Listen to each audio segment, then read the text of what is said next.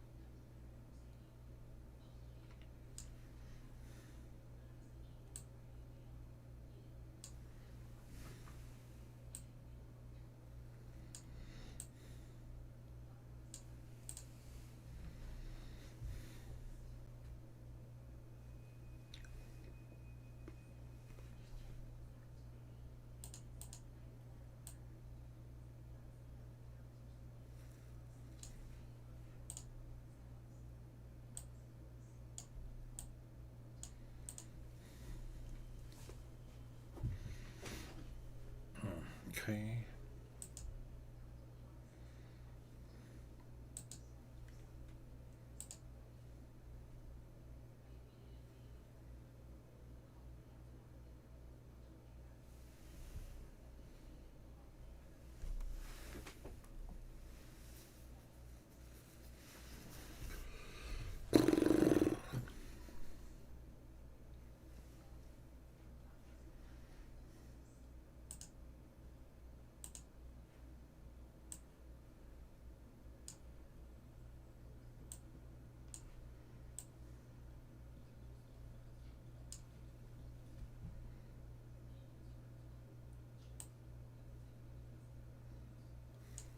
All right.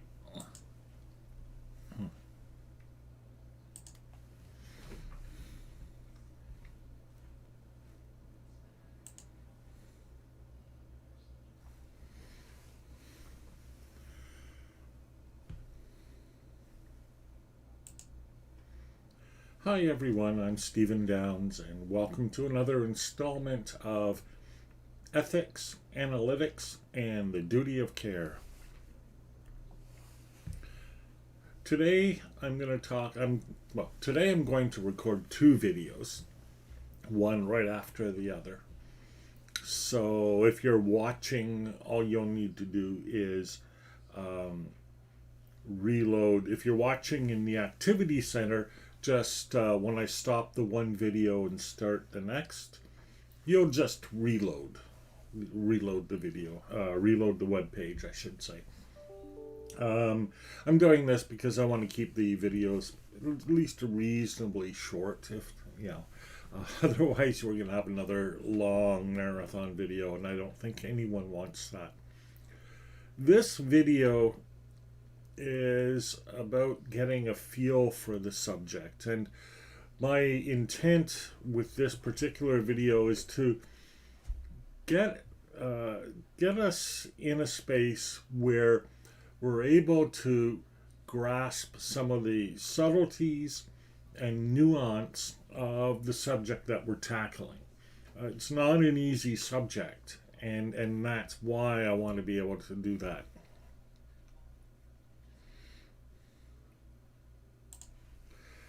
Oh my, that's very small. There we go, that's bigger. Okay. I wonder if I can make that even bigger. Oh yeah, that's better. As always, I've got stuff to do with this. Okay, so let's begin by thinking about some examples of the ethical issues that have come up in recent years, just the last 2 or 3 years actually, where analytics and artificial intelligence have overlapped into the domain of ethics. Here's one example. A patient being required to see a healthcare robot instead of a human. And what's interesting about this case is that the choice on the part of the patient is removed. The choice is you either see a healthcare robot or you see nobody. And it raises the ethical question of access to healthcare. Similarly, students have been taught by robot tutors without even being told that they're robots. The CBC News link that I have here is an example of this, where the robot, I've forgotten what it's called. Dang, I hate when I forget what it's called. The robot was used, Jill something. Oh, rats. Okay, well, I'm sorry about the bad video start. You know what I'm going to do? I'm going to start this video over. So if you're watching, I'm sorry. Just didn't get a good start on this video. I can't remember the name of that robot, so I'm going to stop and start over. So what was that? It was Jill Watson. Duh. Okay. All right. Starting over. And what I'll do is in the live stream, I'll just stream it. So let's go back to the home thing here, and all right, and we'll make sure we get the date on that screen.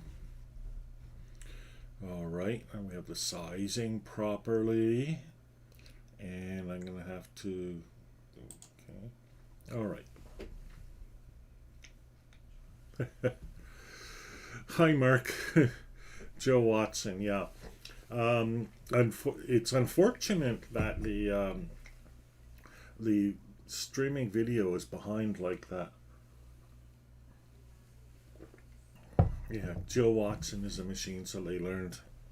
Used an approach called machine learning, yeah. All right, so sorry about that. Starting from the beginning again. Okay.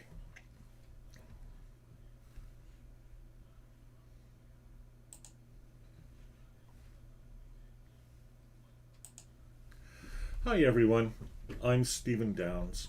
Welcome to the latest episode in Ethics, Analytics, and the Duty of Care.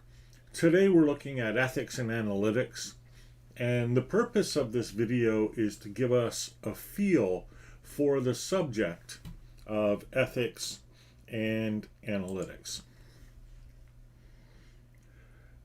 The way we'll do this to begin with is we'll look at a few examples of where ethics and technology have clashed. Here's one example. Consider this case. A patient is required to see a healthcare robot instead of a human.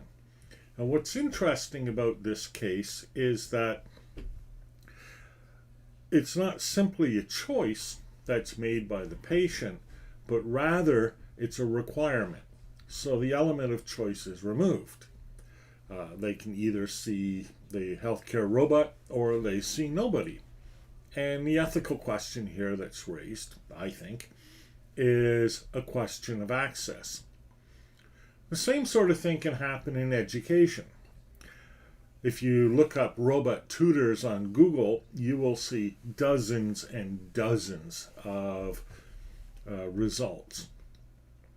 And there's even one case, the case of Jill Watson, where students were taught by robot tutors without being told that they were being taught by robot tutors. And that again raises a question of ethics with respect to their choice and with respect to how much information they should get. Here's another case.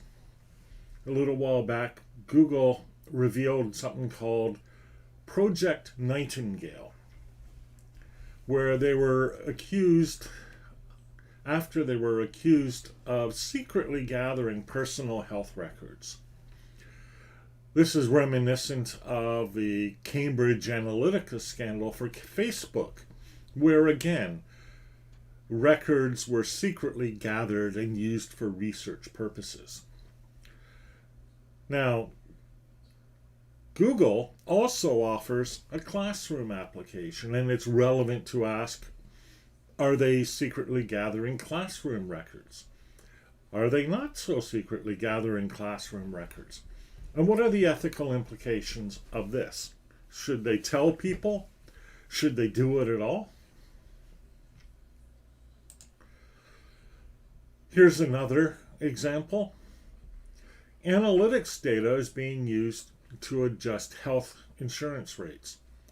So the insurance company looks at what you're doing online, maybe watches your videos, perhaps you're skydiving or bungee jumping, and then they adjust your health insurance according to what they see. Now, in other countries like Canada, where everybody receives health insurance, this isn't the case because we don't have health insurance rates. But we do have tuition and other costs for education. And it's no stretch to imagine companies adjusting education, whether it's the costs or access to education or any other factor related to education, based on the analytics data that they can get from trolling through social media sites. And again, this raises ethical questions. What data are suitable for use for educational purposes? Here's another one. This involves Facebook, again, where a company experiments on the use of news feeds and other data to actually alter the emotional states of users. When this came out, of course, it was a scandal.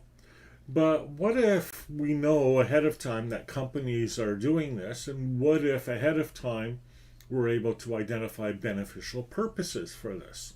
We can easily see, for example, experiments on educational data feeds allowing researchers to alter or adjust the emotional states of learners so they're more receptive to the education they're receiving. Is this right? Is this wrong? Under what conditions would we countenance doing such a thing? Here's something more down to earth.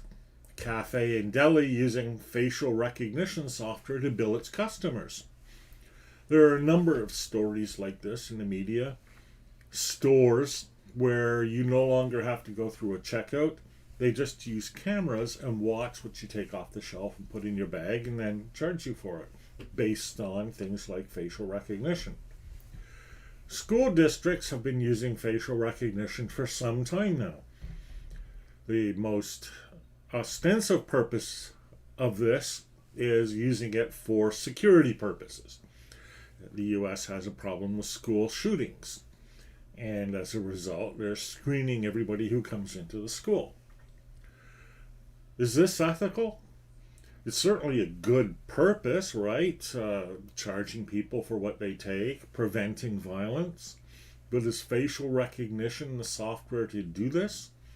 What about facial recognition software used by an examination company, say Proctorial, to proctor exams? Now the ethics are a bit different, aren't they?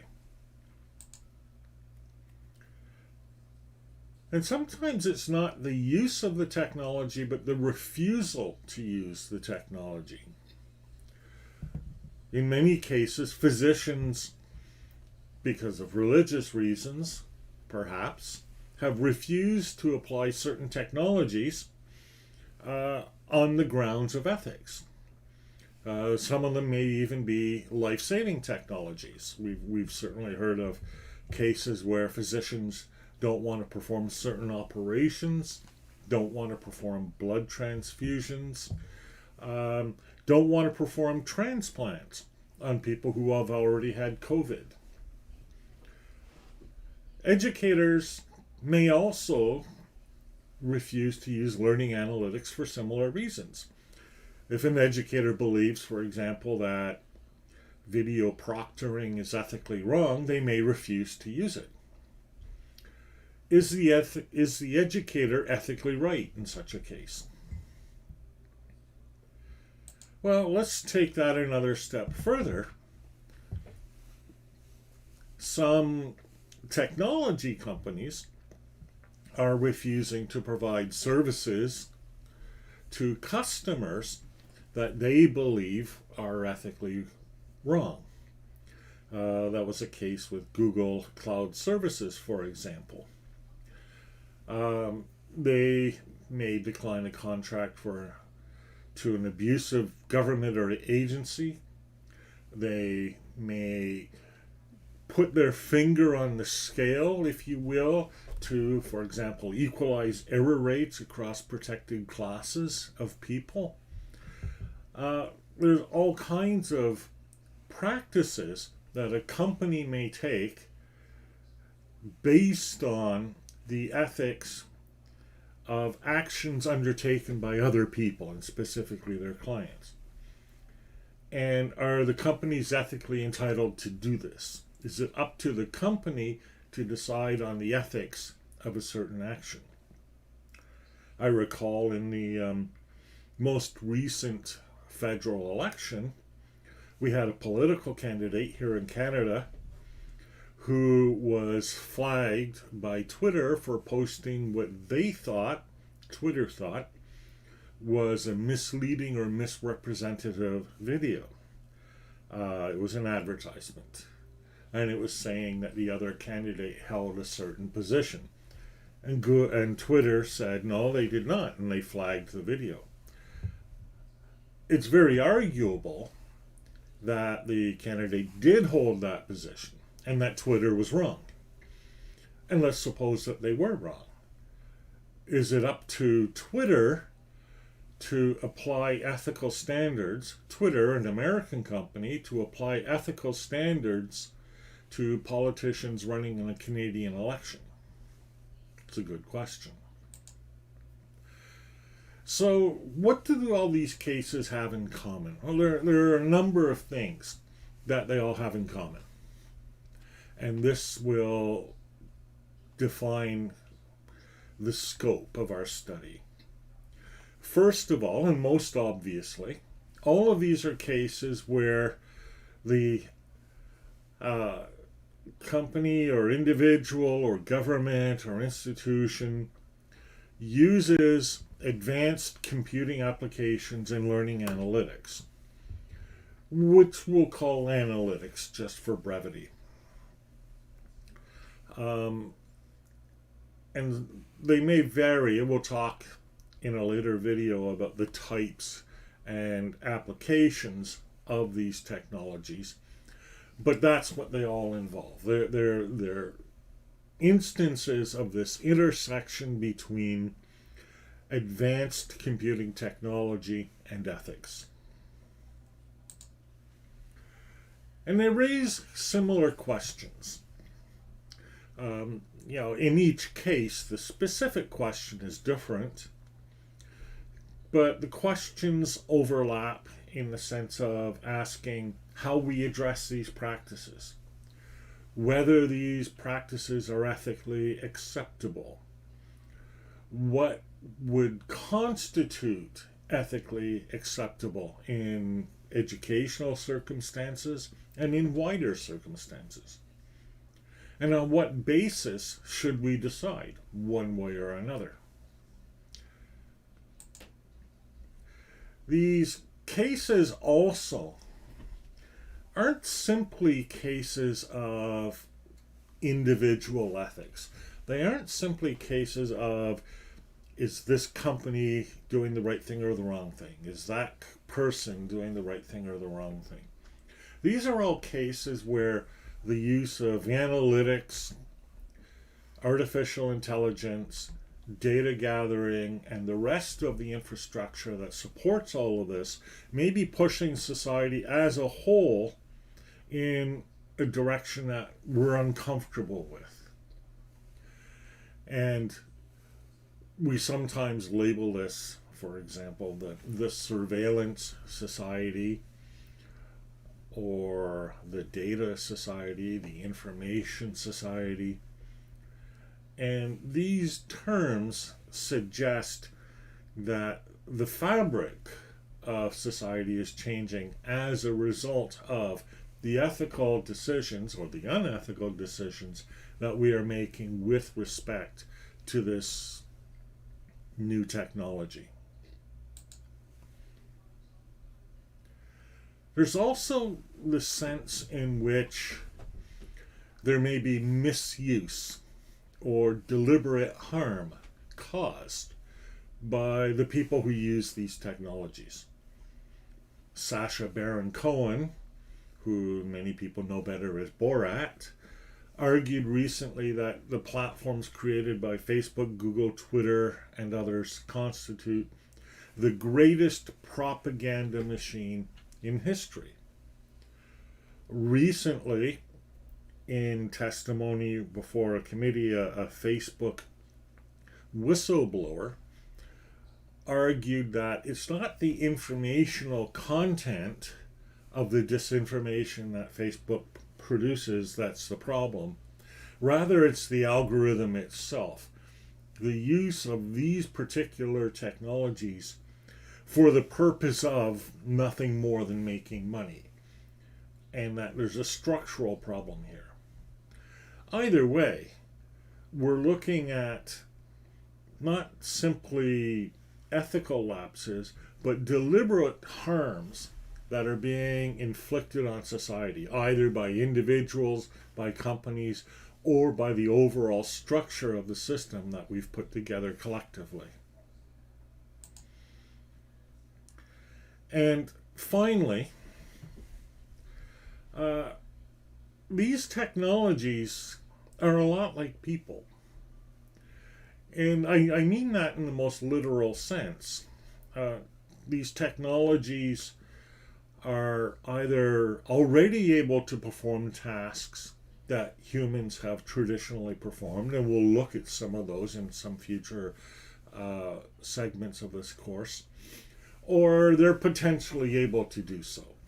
The case of robot tutors, arguably we're not there yet, but we can imagine, based on what we've seen so far, where robot tutors could replace teachers. It's conceivable.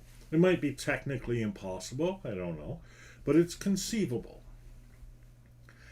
And the ethics of robots, if you will, aren't the same as the ethics of humans. One of the consequences of using analytics or artificial intelligence is that they may make their ethical decisions differently than we do. A driver might swerve to avoid a deer on the road, a machine might not. A human teacher might find grounds for forgiveness for a student who, for some reason, skipped a question in their test. A machine might not.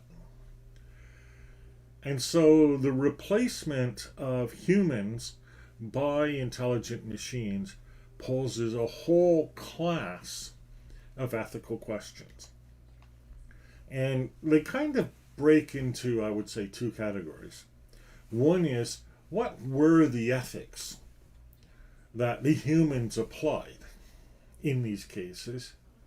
And second, what should be and how will we create the ethics that the machines use if they're replacing humans?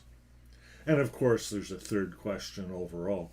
Should machines do the ethical tasks that humans have done in the past? So that's a broad sweep of some of the issues that are involved in this course. It's by no means comprehensive. We will be very comprehensive in Module 3 with the issues. But the idea here is to give us a sense of the scope and the scale of the problem that we're wrestling with. So I hope this causes you to think about it. And I hope looking at some of these issues in particular give rise perhaps to new thoughts about the ethics of using analytics in these particular situations. So that's it for this video. I'm going to stop it now, and in fact this is the end of this video. And if you're watching, here's what's going to happen. I'm going to turn everything off. I'm going to set up the next video, and then we'll do the next video. And what you should do is give me a couple of minutes and then reload the activity center. Just refresh the screen and the new information should show up. So thanks a lot, and see you in just a few minutes.